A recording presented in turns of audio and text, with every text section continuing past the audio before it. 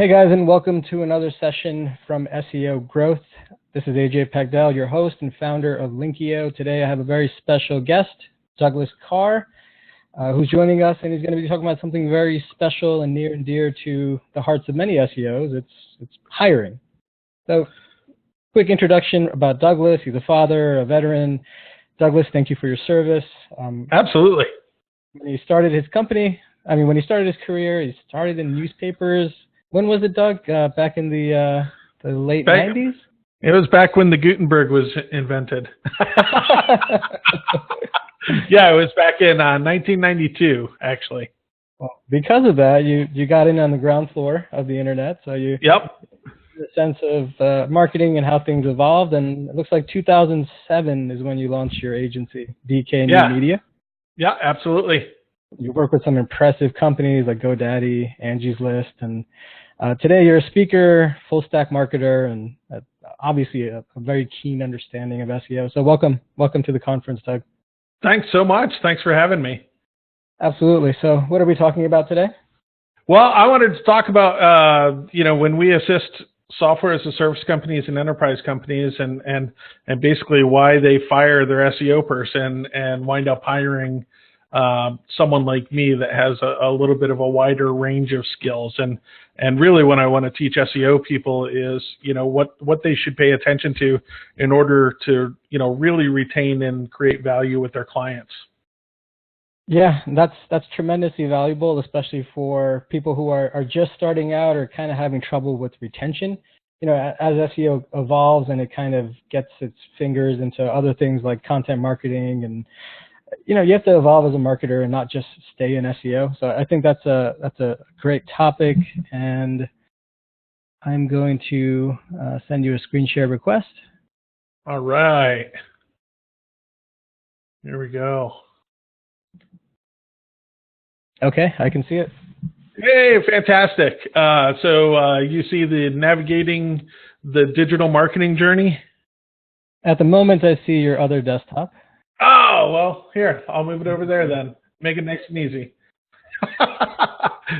Nothing like dual tops to make things more fun. At least it was an empty desktop. Yeah. Are we good now? Yep, perfect. All right, fantastic. Well, what I want to talk about, people, is really the key problems. And this is really from an SEO consultant standpoint where I focus my attention and why I get hired with a lot of these companies. So there's basically 4 threats that any marketer is facing right now. And this is whether it's small business, medium-sized business, or even enterprise. And that's the first one is that they lack clearly defined goals and direction. They struggle to unify cross-channel digital experiences, and that's where SEO is really, that's where I'm going to spend some of my time here. And then they have legacy mindsets. So you're probably seeing that right now, that people say, well, I don't know about SEO. We've always done, print, or we've always done this and it's worked great, or word of mouth, or whatever. And then the last one is that they operate on outdated systems, which hinder their ability to really improve. And that one I'm gonna cross both divides. I'm gonna talk about both companies that do it, but also SEO people that really do it. Sometimes we're guilty of utilizing these systems that just aren't keeping up to date with the latest practice. So here's what I found in a 10-year basically cycle with my own agency. When I first launched, I was really out of the box, known as an SEO expert, and brought into a lot of organizations. And to be absolutely frank and honest, those first 3 years or so, I really, really struggled. And I struggled to keep customers from an SEO standpoint. I was doing all the right things, recency, frequency, keywords, backlinking. I was doing everything right. But my clients just weren't seeing value in the long run. And when we evaluated, the costs, as opposed to, the revenue, I fell short. And so we had a lot of turnover in those early days.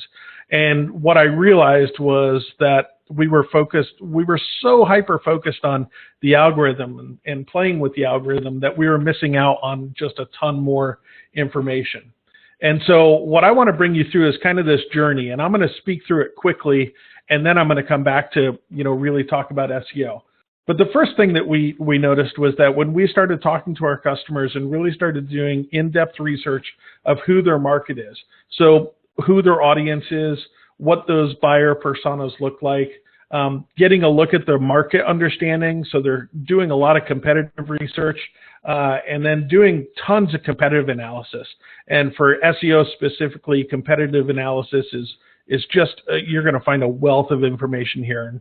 And for instance, using things like Linkio and using, other tools to identify, who's backlinking to who, using tools like BuzzSumo to see what's shared the most on the internet. All of these different tools basically to provide a picture of what are people looking at on the internet, what are they engaging with on the internet, and then going out and testing and then finding out where they're converting on the internet. So then we jump to, and I apologize, I have some lorem ipsums on here. I pulled up a PDF instead of a PowerPoint. I probably should have pulled the PowerPoint. Let me do that. Sorry about that, sir. No worries at all. Always fun. I didn't even notice until you brought it up, actually. I know. Well, somebody out there would have noticed, right? And so we go through this discovery phase with our clients where we figure out that market, the audience, the market understanding, the competitive analysis, and then here's one that we were missing quite a bit. We were missing clarification of what their voice and tone sounded like, their visual styling, and then messaging alignment between their sales teams all the way back. And so I'll give a brief, simple example of this. And that's that, we could do all the backlinking in the world. We could promote content. We could do infographics. We could get them ranked. But if their meta descriptions really didn't draw people in, we couldn't get those clicks off of the search page that we really needed to engage with those people. And then if the messaging on that landing page didn't match what their sales team was doing and everything, then we weren't converting those people. And so it seems like a strange thing, but SEO consultants really need to focus on the brand and identify, how they look, what they look like, how they sound, and then what their customers are looking for. And that's going to let you optimize, obviously, meta descriptions and pages and everything much, much better for conversions as opposed to, simple algorithm changes. And then we look at what are the resources that they have. So do they have development, resources? Do they have ongoing campaigns? What's their budget as a percentage of revenue? What do they have internal as far as employee talent, external as far as agency talent and consulting? Because what we found was that when we could do other projects, like maybe create some kind of cool calculator tool or something like that on their site, we could really drive a lot of search awareness to them, engagement on the site, and then conversions on the site. And so we go through this whole discovery phase. Next is we go into the strategy phase. So now we know the tools, the budget, the talent, we have everything that we need there. And now we're going to start talking about, okay, what are the key performance indicators? And so before you ever even start writing a strategy, you have to understand what is success to the client. And sometimes success is, I don't want to get in trouble. So I want to keep my search engine rankings, going the right way. And that way I'll get promoted every year, but sometimes it's conversions. Sometimes it's awareness. Sometimes it's, hey, we just want to be seen in the top 3. I have one client that they're in a RFP driven industry. And so all they want is to be on that page. Once they're on the, on the landing page, on the search engine results page, they know that they're going to get an offering for an RFP, and then their team can take it from there. And so that's enabling us to kind of change, what our SEO strategy is based on this. For other people, it's upsells, retention. Well, that means a totally different thing. That means that you're not prospecting. That means that you're really bringing people that are already customers back to the site, when they're searching for things, and you're offering them the opportunity to enrich their relationship with the company a lot more. Then, of course, we want to look at, what kind of media they have. Obviously owned media is where we're king and most SEO people are. And then there's, of course, earned media, shared media, and paid media. And so this is where we start looking at, do they have a PR team that's working with them? Do they have a public relations professional on staff? Because if we're driving incredible content and they have somebody to pitch that content, well, that's going to make it just a whole lot easier. So we want to align, the resources internal with the media that they have. And then we want to find out what initiatives, we're going to do for them. Are we going to do ongoing initiatives like SEO? We always do that with clients. But are there specific campaigns and events as well? Because we can really get a jump start. If they're at a conference, we might do a ton of social engagement with them for the conference. And I'll give a perfect example. We have one client that actually is out of India, and they went to a Salesforce conference, and we created basically a mass campaign of advocacy campaign to echo what they were putting out there as they were live tweeting the events and everything else. And so what wound up happening was they were mentioned across all of the Salesforce dashboards and everything else, and they really stood out amongst their peers. They wound up leaving the event with something like 170 leads. Well, that doesn't sound like an SEO strategy, but it really was, because now they got a lot of media attention as well, and now those media outlets, started talking about them and everything. And then we want to kind of crack what our investment is per medium, per channel, per campaign, and per event, so that we can slice and dice and watch that ROI on it. And we'll shift budgets on a constant basis based on our optimization. So now you have a clear understanding of what your strategy is that you're first, debarking on, and now you're going to look at your implementation. And so implementation is, obviously who's your team, what's your agency look like that's helping you, your consulting, your budget, and then what technology do you have under your belt to really help this? And this is really where you're going to lay out, who's going to do what and when you're going to do it by. And so this is going to help you understand those resources and any strengths or limitations that you have, so that you can shift that budget accordingly, to make up for those gaps. And then what channels do you want to reach? Obviously the website is always king for us, but social, mobile, and even traditional media count for us. Sometimes we can get and I'll give a perfect example. Sometimes we put a print collateral piece and we send that out because people are smothered with email every day. And so they might have 400 emails in their inboxes. But if you send one beautiful card out to, let's say, a press person or whatever, advertising, what you're doing or what your client is doing in the industry, you can wind up getting press coverage because you stand out from amongst your peers.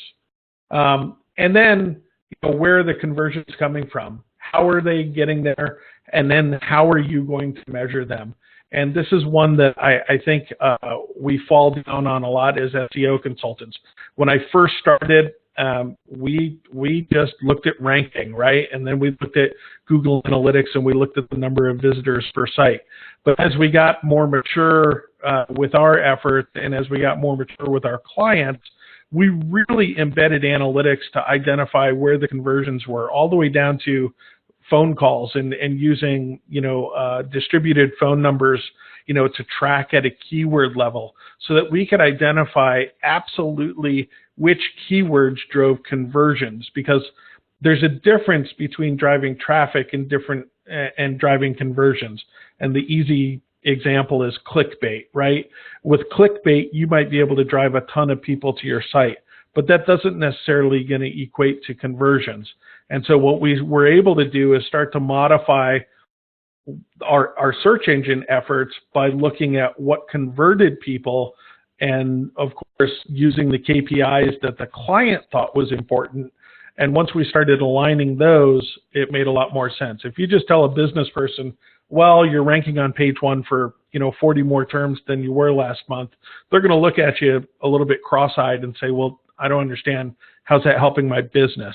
But when you can look them in the eye and say, hey, this is what we're seeing with the data, and we've noticed that year over year, you've gotten a 15% increase in phone calls, based off of the search engine traffic that we're doing. Now you're starting to get their attention that it's actually working. And then we want that reporting, right? We use dashboards and Google Tag Manager and analytics, and we try to track everything coming in via phone or coming into that site. So we're just absolutely aggressive about sharing it. I'll give a shout out and a certain example. We had a client that was paying, I think, about $3,200 a month for over a 3-year cycle with a client, and with a SEO consultant. And that SEO consultant was basically pure backlinking and writing articles external to their site. And this company met with us and they said, we're just not seeing results on this. We've spent over $100,000 with this person, with this agency over the long haul, and we're just not getting the phone, ringing.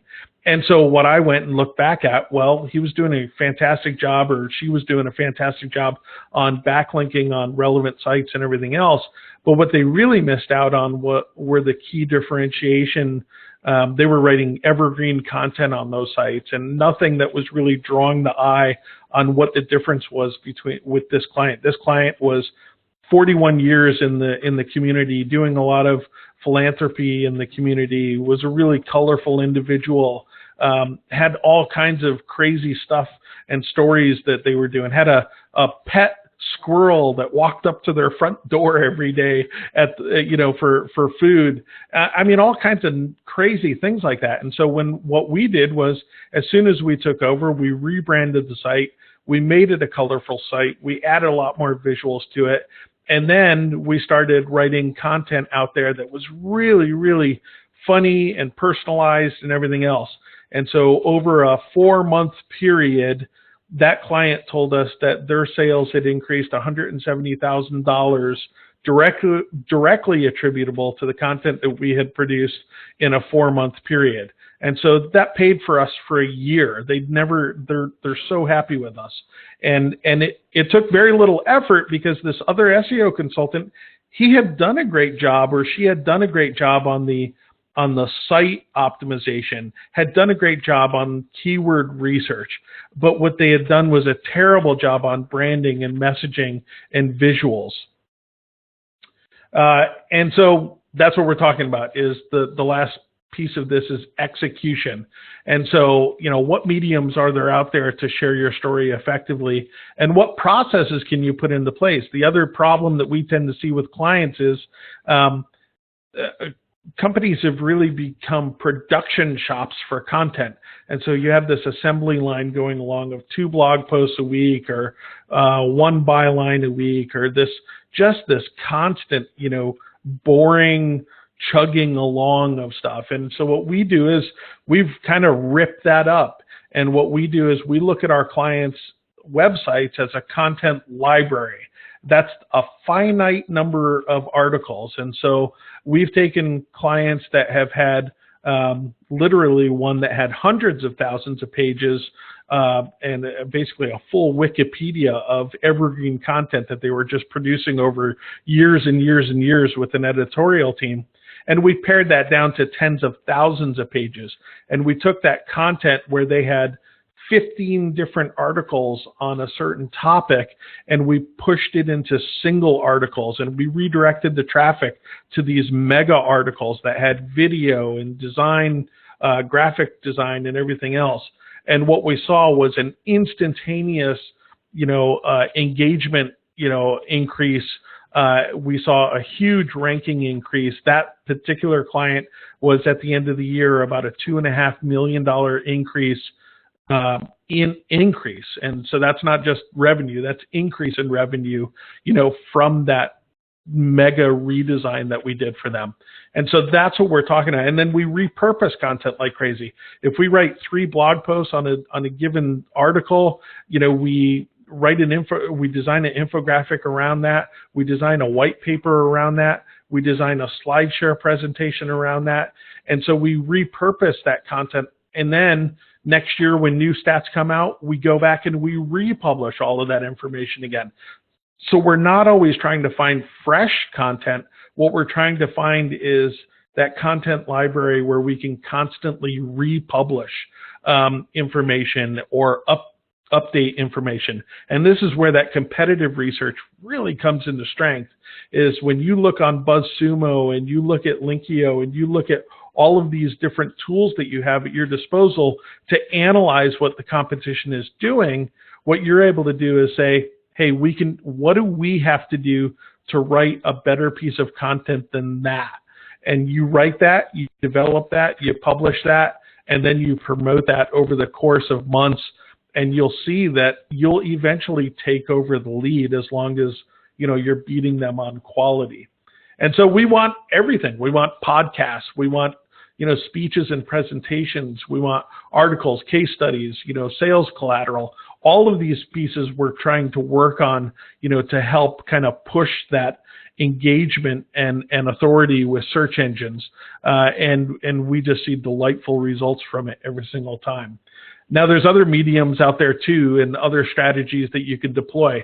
Advocacy strategies for large companies are fantastic. We have companies that, they literally have 100,000 employees worldwide, and they're getting 30 retweets, on something on Twitter. And so we build these advocacy programs where they share that information. And lo and behold, when they share that information, we see that it winds up eventually producing backlinks because they have a relevant audience that's in the same industry that then shares it, that then writes about it, that then, helps rank them better. And so all of these different pieces, are things that we're working on, with our clients where it makes sense. And so we continue to, as we keep going, there's no completion of this journey. It's now, we take, and after we've tested something, we take them into the optimization phase, and we push them right back to square one. And that's starting out fresh again. And you'll see up in the top left, that's our wormhole where we come back into the discovery phase.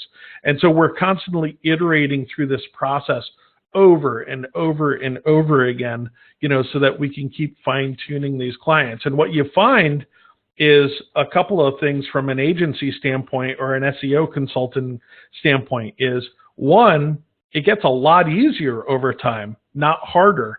So if you're trying to place, 50 backlinks for a client on a given month, you guys know how stressful that is, and how hard it is to do that. But what we find is that when we build this platform up front and we develop this strategy and we execute on it, that every quarter things actually ease up. And so by the end of the year, a lot of times we're just doing maintenance. And so we're able to just update a couple of key articles on their site. We're able to promote those articles, and they take off over and over and over again and produce the search engine results that those people want. And so we wind up being more profitable. We use less resources over time, and that's how we've really built, the agency that we have, and that's why we've attracted, the clients that we do. It's a lot of work up front. Those first 3 months are grueling. We often tell our clients that, hey, for the first 3 months you're going to be scared because you're just writing a check to us. On the backside, we are working our butts off on, doing all of that research and everything. Month 3 to 6. You're starting to see some results. You're seeing the website get ripped apart and changing. You're starting to see, everything kind of improving. And then months 6 to 9, you start to get that phone ringing, or you start to get those appointments, drawing, and you start to feel a little bit better about it. And then by the end of the year, you're ready to re-sign, with us at the end of the year because you've got a constant lead flow that's really helping your business. And ultimately, that's when you get a renewal, is when your customers are happy. So that pretty much sums it up. Awesome. Do you have any questions for me? Yeah, I mean, I kind of wanted to recap a bit. There's actually some some interesting things you went over that not a lot of people in the SEO space talk about. Yes. And it's too bad. We need to. Yeah, some of the points, like, yes, if you're an SEO or you're a link builder and you understand that links are important, so you go out there and you get the links, that it can work. But sometimes when you have bigger companies or you have more assets, like a company has this interesting brand or they have a lot of employees, oftentimes figuring out ways to leverage that and create a network effect actually makes your job after several months much easier, and the outcomes much better, and it makes you look like a superhero. Yeah. But you're really not going to be able to even come up with those kind of ideas unless you understand the bigger marketing picture. And I liked how you portrayed it here in terms of like almost like a galaxy. Yeah. Where you're talking about conversion and discovery and content and different funnels of the content and all that stuff. But as an SEO who's pretty excited to understand the concepts of link building and keyword research, a lot of this can also seem pretty daunting, right? It can seem daunting, but what I'm telling you is that I absolutely guarantee it, that when you start to see how SEO fits into the larger picture of the overall digital marketing mix, and you can either hand off work internal to like advocacy or PR, and then you can have those people contacting you on certain things. That's when you really just start to see a huge appreciation and of the value that you're bringing the organization. And what I see most of the time is, hey, let's face it, SEO folks, I'm one of them, is we're a little bit introverted. We don't really want to talk to the clients, right?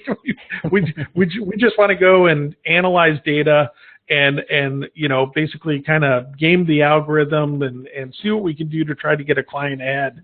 And the problem is that that's where these clients, we've seen over and over again, that's why they've left their SEO consultant. They've left their SEO consultant because the algorithms have changed, but SEO consultants haven't come along for the ride. And ultimately, we all know, what does Google want? Google wants great content, that answers the question, that makes consumers and businesses happy when they're doing research. Well, that takes a little bit more than just, SEO. It takes really understanding a client's brand, their competition, and everything else. And I think there's that aside, I don't think there's any digital marketing job that has more data at their resources to get that done than an SEO consultant. When I'm doing research, from an SEO standpoint, I can see all of the content that's really ranking for other clients. Absolutely. If I analyze it closely, I can see why it's ranking.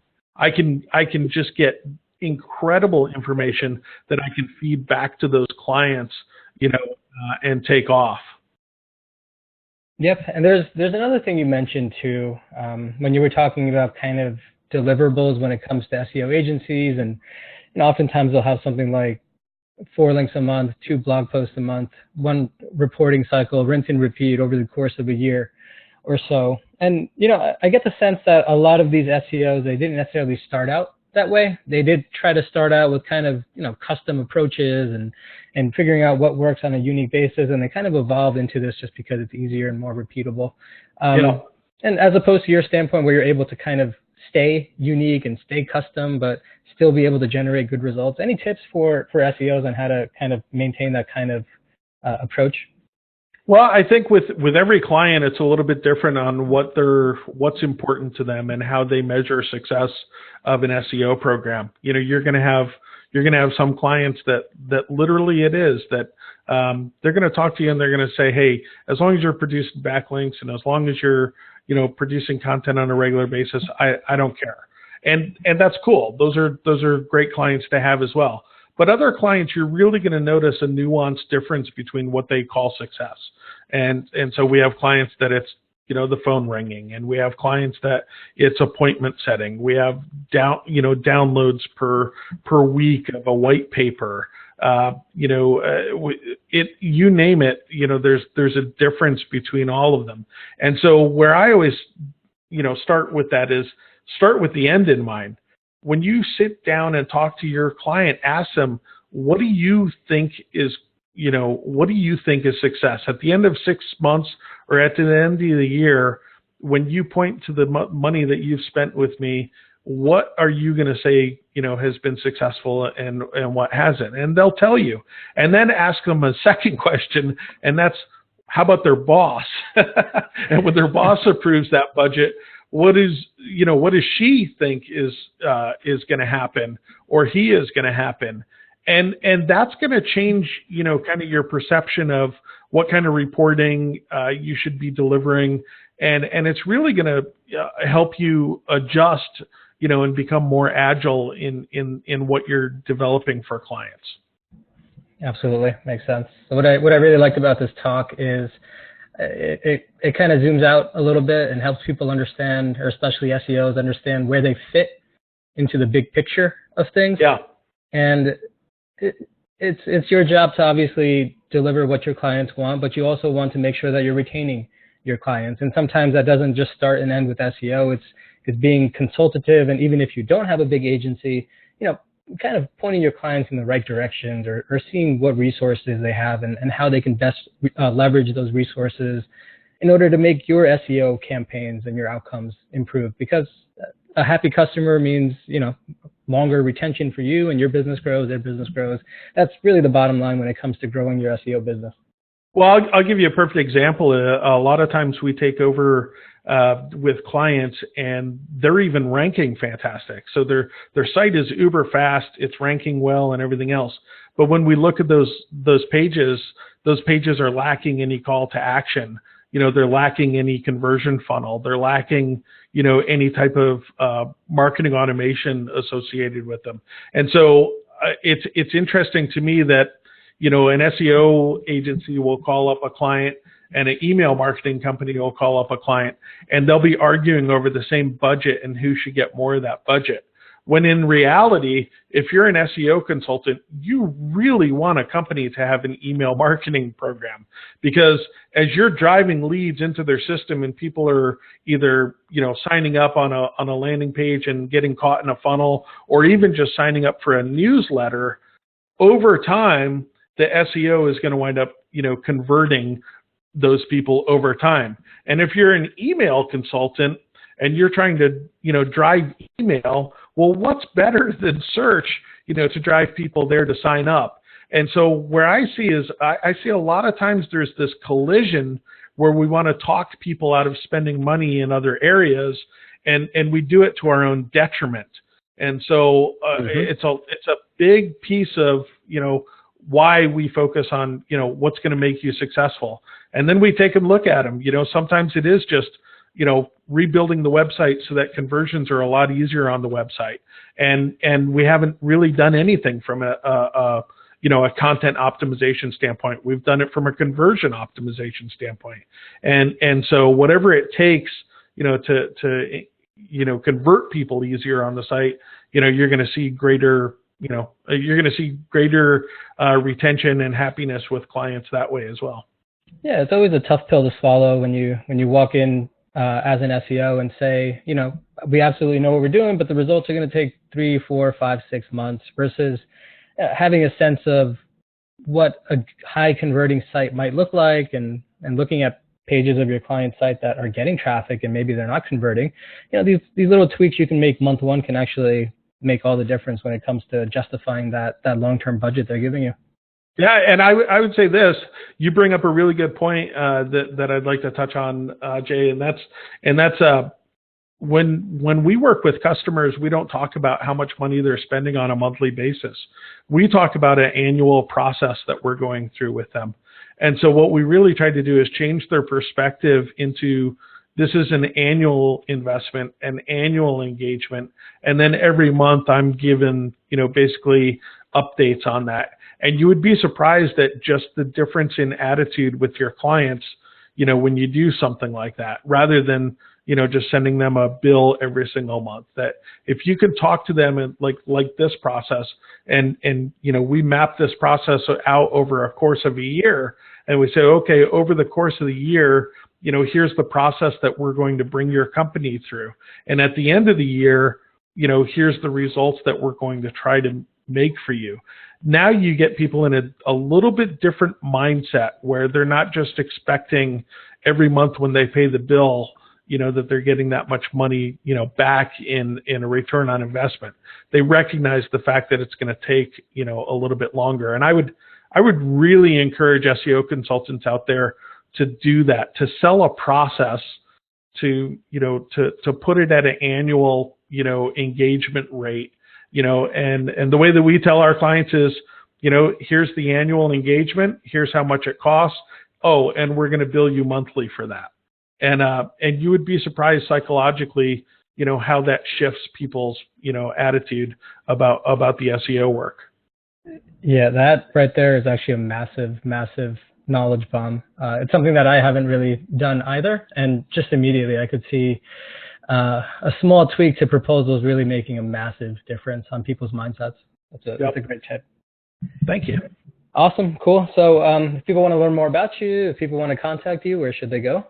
Well, DK New Media is my company, and then Martech.zone is my blog. So Martech.zone is where I put out all the information that I possibly can, that I'm learning.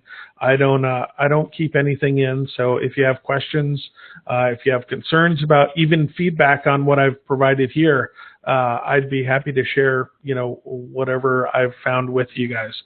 I really love this community, and really appreciate everything that SEO has done for me personally and for my agency. So I love giving back to it.